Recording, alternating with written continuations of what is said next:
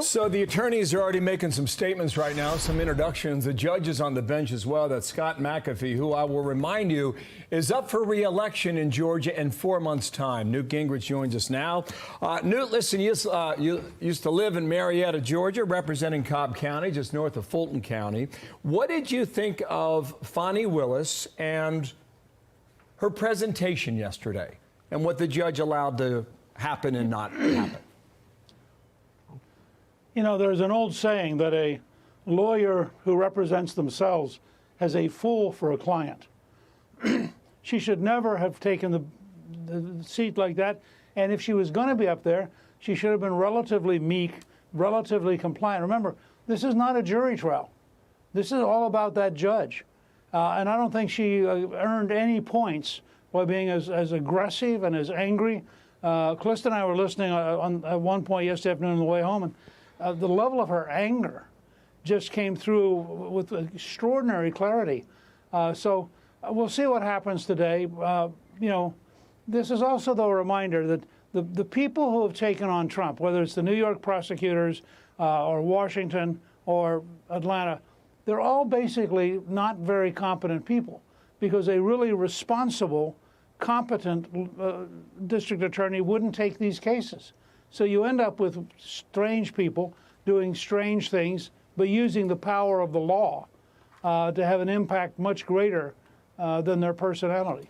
They're getting underway. They're in court right now, and they're just like doing some housekeeping things. I want to play for you some of the media basically melting down over Willis's testimony yesterday as they started to realize what was happening. Watch here.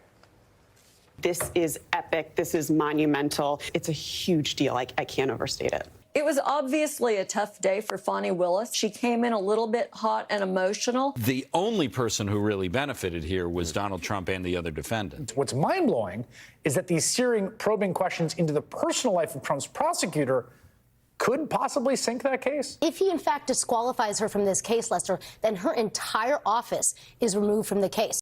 And Newt, you don't usually see that kind of unanimity, but you had it yesterday.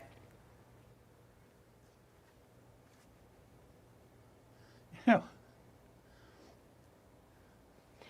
you have to recognize that with all of his challenges, Donald Trump also has a certain amount of luck.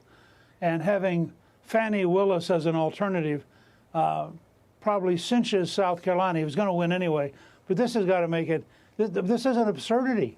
You watch this person and you think, she really was going to take on the former president of the United States and a whole bunch of people under a RICO claim that almost everybody agrees is absurd. And now we discover not only that look, all humans are flawed, but in her case, I think it's also fair to say that she has probably violated the law herself by signing documents. As she herself admitted yesterday, she didn't realize that if you hired somebody under a contract that they were an employee. I mean, how could you have gotten through your first year of law school and not understood that when you hire somebody, even if it's by contract, they're an employee? It's this kind of stuff where people are going to look and say, this is the person who is going to try to destroy Donald Trump. It just highlights how desperate the left is. I'm Steve Ducey. I'm Brian Kilmeade. And I'm Ainsley Earhart. And click here to subscribe to the Fox News YouTube page to catch our hottest interviews and most compelling analysis.